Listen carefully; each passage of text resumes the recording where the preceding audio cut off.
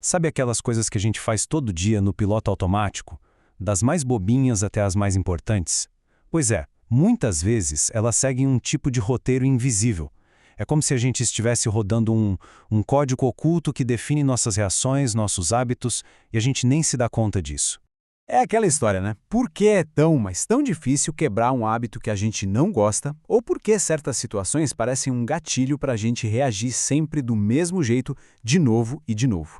Olha, pode ter certeza que a resposta para isso não é sorte ou azar.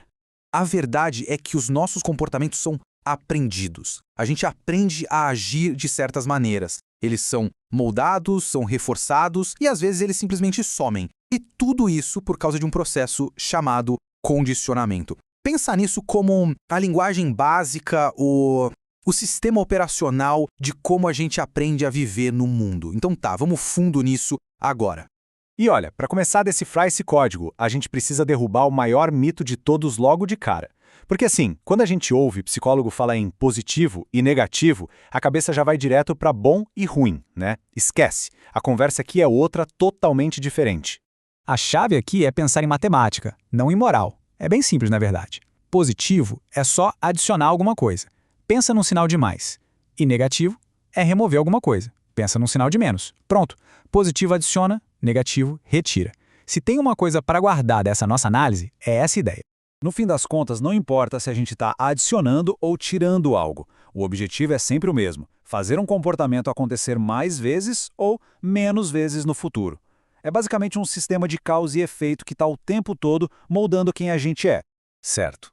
Então, como é que se faz para um comportamento grudar, para ele acontecer mais e mais vezes? A resposta está numa palavrinha: reforço. Reforço é basicamente qualquer coisa que acontece depois de uma ação e que faz aumentar a chance daquela ação se repetir. Vamos começar pelo mais famoso, o reforço positivo. É aqui que entra aquele sinal de mais que a gente falou. A lógica é, a pessoa faz alguma coisa e logo depois, algo que ela gosta, algo desejável, é adicionado. Isso faz o quê? Aumenta e muito a probabilidade daquela ação acontecer de novo. O exemplo clássico que todo mundo conhece: uma criança tira notas boas e os pais vão lá e elogiam. O que aconteceu aqui? O elogio é esse estímulo bom que foi adicionado. O resultado aumenta a chance da criança continuar estudando. É uma ferramenta super poderosa e bem direta para moldar comportamento. Agora vamos para o irmão dele, que costuma confundir todo mundo: o reforço negativo. Lembra do sinal de menos? É agora que a gente usa.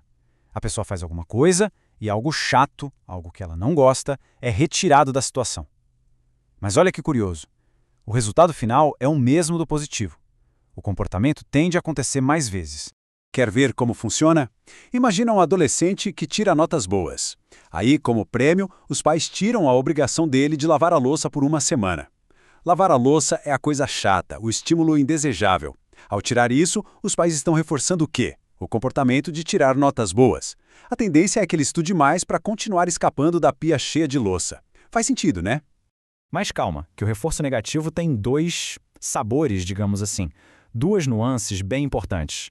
A questão não é só tirar algo ruim, mas quando isso acontece. E é aí que a gente precisa entender a diferença entre fuga e esquiva. Fuga é o seguinte: a coisa ruim já está acontecendo. O incômodo está ali, presente, e a pessoa age para fazer aquilo parar. Já a esquiva, a esquiva é quando a coisa ruim ainda não começou. A pessoa age antes para nem deixar que ela aconteça. O timing é o que muda tudo, mas o objetivo é o mesmo: se livrar de algo chato. Fica bem claro com exemplos, né? A dor de cabeça já está lá, incomodando. A pessoa toma o remédio para fugir da dor. A dor vai embora. Na esquiva, a nota ruim ainda não existe, é só uma possibilidade. A pessoa estuda para evitar, para se esquivar dela. Nos dois casos, o comportamento, tomar o remédio ou estudar, foi reforçado. A chance de se repetir no futuro aumenta. Beleza. A gente já viu como os comportamentos são reforçados, como eles ficam mais fortes. Mas, e quando um reforço que estava sempre ali, pontualmente, de repente some, desaparece? É aí que a gente entra num processo psicológico poderosíssimo chamado extinção. Vamos usar um exemplo que, nossa, muita gente vai se identificar. Começo de namoro, aquela fase mágica. E todo santo dia, sem falhar, a pessoa recebe aquela mensagem: "Bom dia, meu amor". Isso, claro, é um reforço positivo diário. É uma coisa boa que é adicionada toda manhã. E o que acontece com o tempo? Um comportamento é criado, condicionado. O cérebro aprende, ele começa a esperar aquela pequena injeção de dopamina, aquela sensação boa logo que abre o olho. A primeira coisa do dia vira pegar o celular, já esperando a mensagem. E aí, um dia, silêncio. Nada de mensagem. Pode ser depois de uma briga ou simplesmente porque a rotina mudou. Não importa. O reforço sumiu. E a reação do cérebro é quase que um curto-circuito.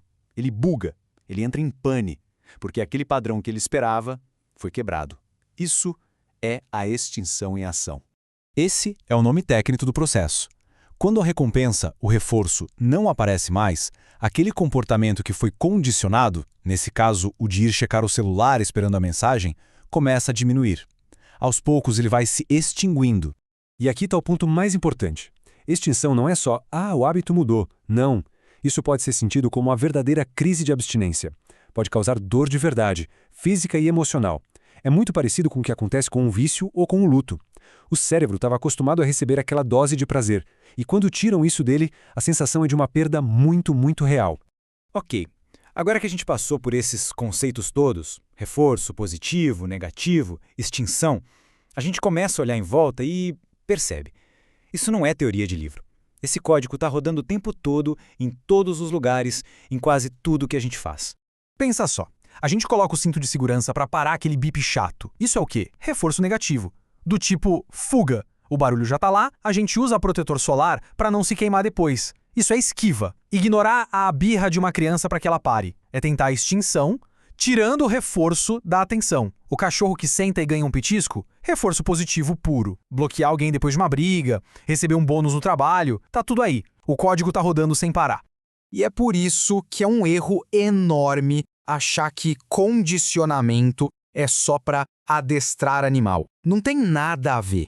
Esse é, na verdade, o processo mais natural e fundamental de aprendizagem que existe. É como a gente aprende, como a gente se adapta, é o que molda as nossas vidas, mesmo que na maioria das vezes a gente nem perceba. Entender esses mecanismos todos é como, sei lá, ganhar a chave de um código-fonte. Uma chave que não só ajuda a gente a entender por que repetimos certos padrões, mas que também dá a chance de conscientemente começar a reescrever algumas linhas desse código. Então a pergunta que fica no ar é essa. Agora que dá para enxergar o código, que parte dele a gente vai escolher reescrever?